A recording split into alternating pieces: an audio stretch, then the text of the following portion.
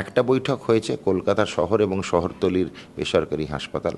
আগামীকাল শনিবার হবে দ্বিতীয় বৈঠক জেলার বেসরকারি হাসপাতাল, এবং আগামী পরশু হবে হচ্ছে আমাদের বেসরকারি মেডিকেল কলেজগুলো নিয়ে তাদের সঙ্গে এই বেড বন্টন হবে, শয্যা বন্টন 10%। যাদের সঙ্গে চুক্তিবদ্ধ তারা দিতে বাধ্য, যাদের সঙ্গে চুক্তি নেই তাদের কাছে আমরা হাত জোড় করে নমস্কার এবং আবেদন করছি।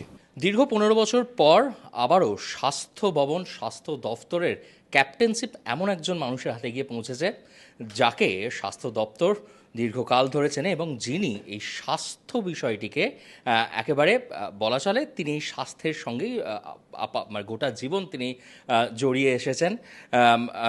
আমাদের একেবারে নতুন স্বাস্থ্যমন্ত্রী শারদ দত্ত মুখোপাধ্যায়, ডক্টর শারদ দত্ত মুখোপাধ্যায়, অনেক অনেক স্বাগত স্যার আপনাকে আজ তাক বাংলাতে। স্যার, নতুন দায়িত্ব এবং দীর্ঘকাল তো আপনি তো বারবার এই স্বাস্থ্য ভবন একটা সময় আসতেন এবং আপনাকে আসতে দেওয়া হতো না, আজ এই চেয়ারটা আপনার।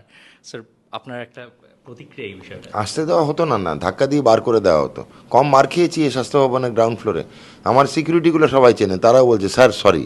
আমি অনেক সময় জিজ্ঞেস করি কেন, ওই গত বছরের ব্যাপারটা নিয়ে আমি ভুলেও গেছি হয়তো, এরাই বার করে দিয়েছিল। যাই হোক, এটা তো হয়, সমাজ এইভাবে চলে, গণতন্ত্র এইভাবে চলে, গণতন্ত্রের মিষ্টতা তো সেই জন্যেই। কাজ করতে এসেছি, কাজ করব। স্বাস্থ্য দফতর ওতপ্রোতভাবে জড়িত, প্রতিবাদী হিসেবে, এখন প্রশাসক হিসেবে। দেখা যাক কী হয়। স্যার, রাজ্যের তো স্বাস্থ্যের যা অবস্থা সেটা তো আপনি বারবার বিরোধী থাকা অবস্থা আঙুল তুলে দেখিয়েছেন, সেক্ষেত্রে দাঁড়িয়ে কী হতে চলেছে? পশ্চিমবঙ্গের শুধু বলবো না, আমি বলবো যে কোনো জায়গায়, যে কোনো রাজ্যে সব থেকে কঠিন দপ্তর হচ্ছে স্বাস্থ্য। কোনোদিন কেউ খুশি হবে না, এটা আমি বলে দিলাম। আপনি যতই খাটুন, আমি এখানে শনিবার রোববারও পুরো হেলথ ডিপার্টমেন্ট স্বাস্থ্য ভবন শনিবার রোববার খোলা।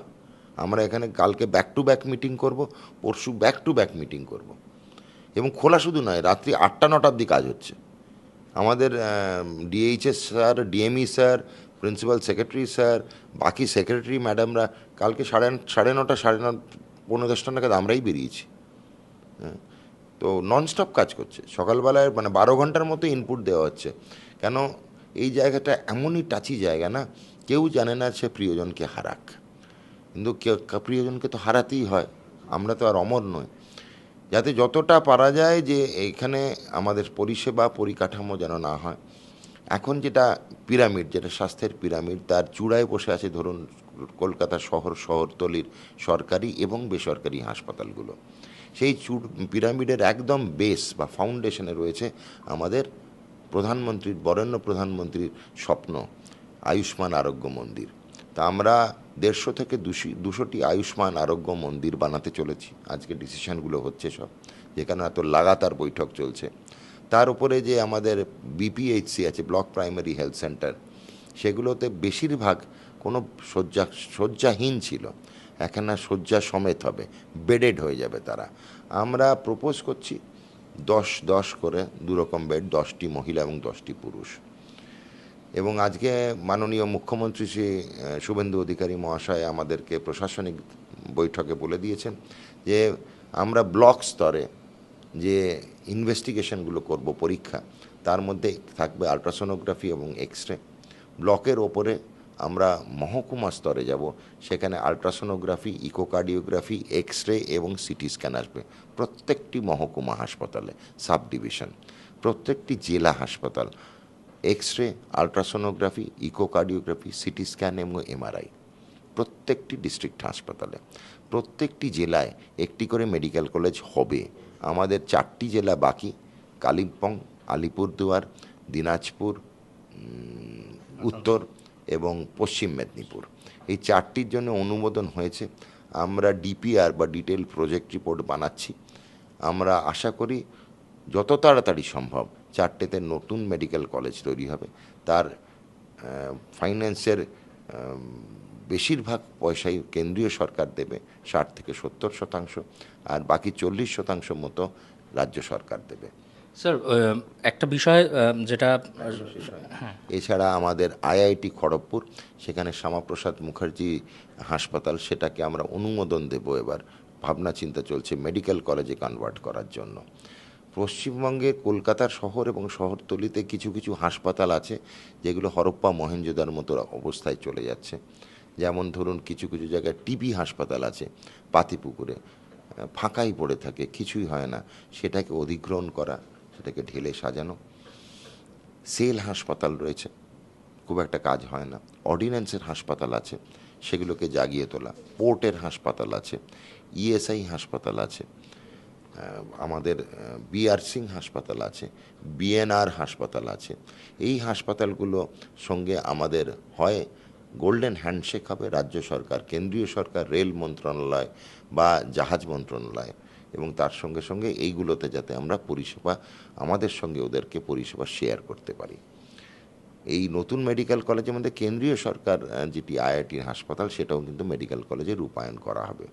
তো অনেকগুলো চিন্তাভাবনা, বহু চিন্তাভাবনা যেগুলো এতদিন অবধি লোকে ভাবেনি, সেগুলো তৈরি হচ্ছে। বেসরকারি হাসপাতালগুলিতে 10% রিজার্ভেশন রাখার ঘোষণা আপনি করছিলেন, যদি বিষয়টা একটুখানি বলেন। একটা বৈঠক হয়েছে কলকাতা শহর এবং শহরতলির বেসরকারি হাসপাতাল। আগামীকাল শনিবার হবে দ্বিতীয় বৈঠক জেলার বেসরকারি হাসপাতাল, এবং আগামী পরশু হবে হচ্ছে আমাদের বেসরকারি মেডিকেল কলেজগুলো নিয়ে, তাদের সঙ্গে এই বেড বন্টন হবে, শয্যা বন্টন 10%। যাদের সঙ্গে চুক্তিবদ্ধ তারা দিতে বাধ্য, যাদের সঙ্গে চুক্তি নেই তাদের কাছে আমরা হাত জোড় করে নমস্কার এবং আবেদন করছি। একটা মহৎ কাজ সেবা করাটা। আমি সবসময় বলবো বেসরকারি প্রতিষ্ঠান যারা আছে, স্বাস্থ্য প্রতিষ্ঠান, লাভ করুন, মুনাফা লুটুন, আমাদের কিচ্ছু এসে যায় না, আপনারা সেই জন্যই ব্যবসা করছেন। কিন্তু জনগণের জন্য কিছু করে যান, তাহলে জনগণ আপনার যাওয়ার সময় সেলাম ঠুকে যায়। যারা না করেছেন তাদের কাছে আবারও অনুরোধ, আপনারা আমাদের সঙ্গে আসুন। কর্পোরেট সোশ্যাল রেসপন্সিবিলিটি বলে একটা ব্যাপার আছে, সেখানে 3% আপনার নেট প্রফিটে সেবারমূলক কাজে দেওয়ার জন্য ভারত সরকার আবেদন করেছে। তা আমরাও সেই আবেদন করছি, আপনাদের সেবার হাত বাড়িয়ে দিন। আপনাদের কিন্তু তাতে পয়সা দিয়ে যে পেশেন্টটা দেখছেন বা দেখাচ্ছেন, তাদেরও কিন্তু শুনতে ভালো লাগবে যে আপনার ওদের দেওয়া পয়সাটা কিছু শতাংশ, কিছু ভগ্নাংশ কিন্তু সেবার কাজে হাসপাতাল লাগাচ্ছে। কোন কোন হাসপাতালের সাথে এখনো পর্যন্ত স্যার কথা হয়েছে? কলকাতা শহর এবং শহরতলি সবকটি হাসপাতাল আমাদের সঙ্গে আছে, 2টি হাসপাতাল এখন অবধি না করেছে। এক্ষেত্রে দাঁড়িয়ে কি মানে শুধু তারা শয্যা পাবে, নাকি তারা সমস্ত রকম ফেসিলিটিটা বিনামূল্যে পাবে? শেষ ঢোকা থেকে বেরোনো অবধি পুরোটাই নিঃশুল্ক হবে। ঠিক আছে স্যার, আর একটি বিষয়, অভয়া যে বিষয়টি, আজ তো তার মা বাবা আপনার সাথে দেখা করে গেছেন, আপনি আগেই বলছিলেন যে এই ফাইল নিয়ে আপনারা তৎপর হবেন, সেক্ষেত্রে দাঁড়িয়ে কি কি হচ্ছে? আজকে অভয়ের মা বাবার সঙ্গে আমার দীর্ঘ 1.5 ঘন্টার বৈঠক হয়েছে। কিছু কিছু ব্যবস্থা হচ্ছে, এটা এখন খুব বলবো বলা উচিত হবে না কি কি ব্যবস্থা নিচ্ছি, কেন এটা তো অনুসন্ধানকারী সংস্থার সঙ্গে কথা হচ্ছে। তবে এটুকু বলছি, অভয়ের শেষ দৌড় অবধি আমরা দৌড়বো, আমাদের শেষ নিঃশ্বাস অবধি দৌড়বো অভয়ের জন্য। স্যার, সেই ফাইল কি খোলা হয়ে গেছে? সেগুলো মানে আর আমি এগোবো না, এটা নিয়ে আর কিছু বলবো না, সরি। ঠিক আছে, অনেক অনেক ধন্যবাদ। আমরা কথা বলছিলাম একেবারে স্বাস্থ্যমন্ত্রী শারদ দত্ত মুখোপাধ্যায়ের সঙ্গে, এবং শুধুমাত্র স্বাস্থ্য নয়, স্বাস্থ্য থেকে শুরু করে একেবারে অভয়াকাণ্ড, সে সব কিছু নিয়েই ওয়াকিবহল রাজ্যের নতুন স্বাস্থ্যমন্ত্রী।